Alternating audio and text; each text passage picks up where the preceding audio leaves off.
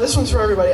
When doing voice acting for anime, why don't they sit the entire cast down in one room, like they do for cartoons? Good question. Oh my God, look at how poorly behaved we are just sitting here in a panel. Like, could you imagine me and Wendy trying to be productive in a booth? Like, very hard. I've actually done a show that had a tandem recording, but we could only record 3 people at once because, bless you, when we recorded Godanner for ADV, we would have 3 cast members in the booth at all times, and it was very, very difficult because Tiffany Grant was bang on, I was bang on, and then Brett Weaver would totally fall over a line, or just the opposite. I would fall over a line when Brett and Tiffany were on. And it just complicated the recording process a lot. I did a panel with Ryo Horikawa at Anime Expo a few years ago called When East Meets West, where it's Japanese versus American voice actors.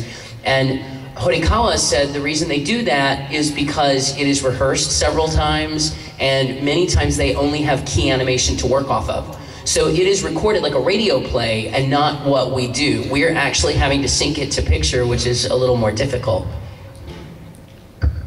What he said.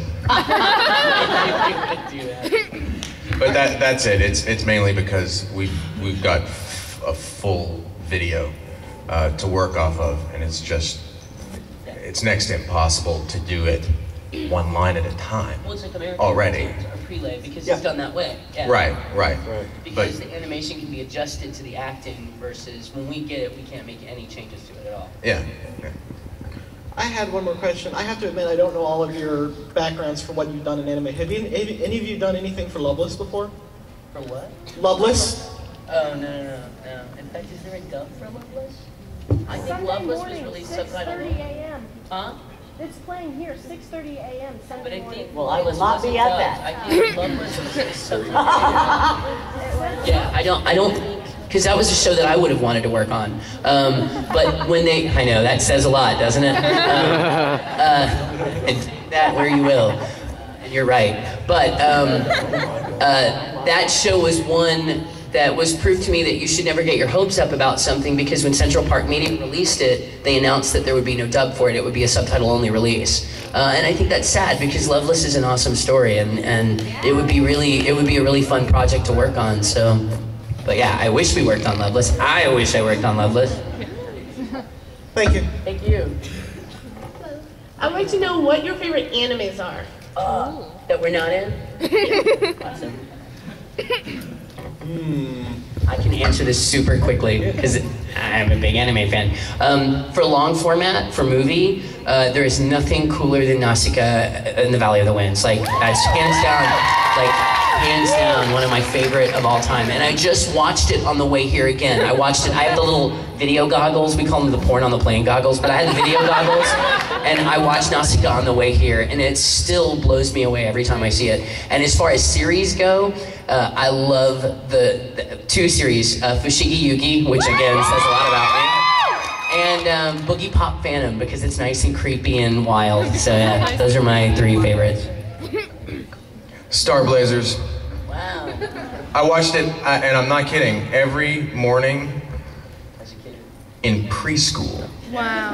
When I was 4 years old. They had this big wooden television set with a fat round dial on it. And my mom would drop me off at preschool, and this is how awesome the preschool was. They'd put all of us in front of a television. And we'd watch Star Blazers, and then my mom would come pick me up. Wow. I remember that show. I love that show. I love the Icon Brothers. I love Beck, and I like Desert Punk. Those are the 3 that I really like. Faves. I don't have one fave, but Cowboy Bebop. FMA. Hellsing. And because Eric went back to his childhood, I'm going to go back to my childhood too. Not only was Star Blazers really influential, but Battle of the Planets. You know, Casey Kasem. Let's go, Tiny. I want a space burger. You know. Old school. Sorry, guys. I do have one more question. What was your favorite role you've ever done? That's super tough because you fall in love with some characters. Obviously, Son Goku and Sayuki was a big deal, and it was also just as hard to lose that character when they moved the cast to California. But I think my favorite role and my favorite character to voice has been Chrono, because I knew about that story when we started working on it, and I just love the story. I think it's a beautiful story, and I think he's a really noble character, and he's funny and goofy and silly, and also when he gets super angry, he gets a 24-pack, and I wish I was built like Chrono.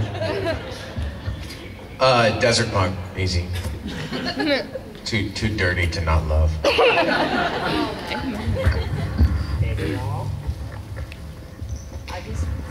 Hello? I just have to state the obvious. I would not be here without the role of Envy, period. I would never have been invited to a con or met fellow actors. I would have never probably met Greg Ayres because we don't see each other at work. So it's been a unique experience for me because that role kind of brought what I did in the booth to life because I'm a theater actor, and so I'm used to the reaction from an audience. And for the first time, it wasn't like I was recording into a vortex somewhere. It was like, oh, people really watch this. I mean, it became real to me at that moment, and it was just a role that has given me a whole different perspective on anime and what we do, and I was absolutely blessed with that role. It will always be my favorite. So, Special place in my heart for Dragon Ball Z, gotta say. I started with like bit parts on the Bardock special and the end of the Cell Saga, and that evolved into Teen Gohan and the narrator and Ox King and all the other guys. But I started as a fan of that show in the mid-90s when it aired like once a week and 6:30 in the morning in the Ocean dub, you know, the Canadian cast. And 5 years later, there I am like, holy crap, I'm actually on the show. Dream come true. Woot. Thank you very much. Okay, hi. I'm pretty sure that I'm gonna make a lot of enemies here saying this, but personally, I really hate FMA. But yeah, see, I told you. But I think this will redeem me a little bit. The only character I can stand is Envy, and really, so I love you, and not like you know what I mean. And you can go there. It's okay. Yeah, go there. But I really want you to say in his voice, "It's all about the man skirt." It's all about the man skirt. Okay, you made me very happy. Thank you. Hey, and don't feel bad about not liking a show everybody else likes. As a Ranma 1/2 fan, I'm not a big Inuyasha fan because I saw it when it was Ranma. So, you know, you like what you like and you don't like what you don't like. It's okay. There's another show to like, so.